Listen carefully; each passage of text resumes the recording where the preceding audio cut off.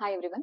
ಎಷ್ಟೊಂದು ಪೇರೆಂಟ್ಸ್ಗೆ ಮಗುನ ಯಾವಾಗ ಇಮಿಡಿಯೇಟ್ ಆಗಿ ಹಾಸ್ಪಿಟಲ್ ಕರ್ಕೊಂಡ್ ಬರಬೇಕು ಅನ್ನೋದು ಕನ್ಫ್ಯೂಷನ್ ಇರುತ್ತೆ. ಇವತ್ತು ಅದನ್ನ ಕ್ಲಾರಿಫೈ ಮಾಡ್ಕೊಳ್ಳೋಣ. ಮೊದಲನೇದಾಗಿ ಈ ವಿಡಿಯೋದಲ್ಲಿ ನಾನು ನಿಮಗೆ ಡೇಂಜರ್ ಸೈನ್ಸ್ ನ ಎಕ್ಸ್ಪ್ಲೇನ್ ಮಾಡ್ತಾ ಇದ್ದೀನಿ. ಫಸ್ಟ್ ನೀವು ಏನ್ ಪ್ರಶ್ನೆ ಕೇಳಬೇಕು ತಾಯಿಗೆ ಅಂತ ಹೇಳಿದ್ರೆ, ಮಗು ಎದೆ ಹಾಲ್ನ ಚೆನ್ನಾಗಿ ಕುಡಿತಾ ಇದೆನಾ, ಇಲ್ಲ ಅಂದ್ರೆ ನೀರ್ನ ಚೆನ್ನಾಗಿ ಕುಡಿತಾ ಇದೆನಾ ಅಂತ ಕೇಳಬೇಕು. ಆ ರೀತಿ ಮಗು ಕುಡಿತಾ ಇಲ್ಲ ಅಂದಾಗ ಇಮಿಡಿಯೇಟ್ ಆಗಿ ನೀವು ಹಾಸ್ಪಿಟಲ್ಗೆ ಕರ್ಕೊಂಡ್ ಬರ್ಬೇಕಾಗುತ್ತೆ. ಎರಡನೇದು, ಹಾಲೇನು ಕುಡಿತಾ ಇದೆ ಬಟ್ ಕುಡಿದಿದ್ದೆಲ್ಲ ಮಗು ವಾಂತಿ ಮಾಡ್ತಿದೆ ಇಲ್ಲಾಂದ್ರೆ ಬೇದಿ ಆಗ್ತಿದೆ ಅಂದ್ರೂ ಅದು one of the danger sign.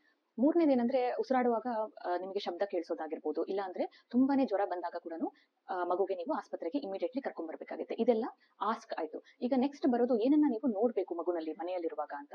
ಮಗು ನಾರ್ಮಲ್ ರೂಟೀನ್ ಆಕ್ಟಿವಿಟೀಸ್ ಏನ್ ಮಾಡ್ತಾ ಇತ್ತು ಅದನ್ನ ಈಗ ಸಡನ್ ಆಗಿ ಮಾಡ್ತಾ ಇಲ್ಲ, ಸುಸ್ತಾಗಿದೆ, ಹಾಗೆ ತುಂಬಾನೇ ಕೆಲವೊಂದ್ಸಲ ಮಗು ಅನ್ಕಾನ್ಶಿಯಸ್ ಆಗಿರುತ್ತೆ, ಪ್ರಜ್ಞೆ ಕೂಡ ತಪ್ಪೋ ಚಾನ್ಸಸ್ ಇರುತ್ತೆ. ಸೊ ಈ ತರ ಮಕ್ಕಳನ್ನ ಇಮಿಡಿಯೇಟ್ಲಿ ಹಾಸ್ಪಿಟಲ್ಗೆ ಕರ್ಕೊಂಡ್ ಬನ್ನಿ. ಅಬ್ನಾರ್ಮಲ್ ಮೂವ್ಮೆಂಟ್ಸ್ ಅಂತ ಹೇಳ್ತೀವಿ, ಯಾವ ರೀತಿ ಇರ್ಬೋದು, ಒಂದು ರ್ಯಾಪಿಡ್ ಕೈಕಾಲ್ ಮೂವ್ಮೆಂಟ್ಸ್ ಆಗ್ತಿರ್ಬೋದು, ಹಾಗೆ ಮಗು ಕಣ್ಣನ್ನ ಮೇಲ್ ನೋಡಿರುತ್ತೆ ಸ್ವಲ್ಪ ಹೊತ್ತು, ಇಲ್ಲಾಂದ್ರೆ ಒಂದೇ ಕಡೆ ಸ್ಟೇರಿಂಗ್ ಲುಕ್ ಅಂತ ಅಂತೀವಿ, ಒಂದೇ ಕಡೆ ಮಗು ಬಹಳ ಹೊತ್ತು ನೋಡ್ತಾ ಇದೆ. ಸೊ ಈ ತರದ ಅಬ್ನಾರ್ಮಲ್ ಮೂವ್ಮೆಂಟ್ ಕಾಣಿಸಿದಾಗ ಕೂಡ ನೀವು ಇಮಿಡಿಯೇಟ್ ಆಗಿ ಹಾಸ್ಪಿಟಲ್ ನ ಅಪ್ರೋಚ್ ಮಾಡಬೇಕಾಗುತ್ತೆ.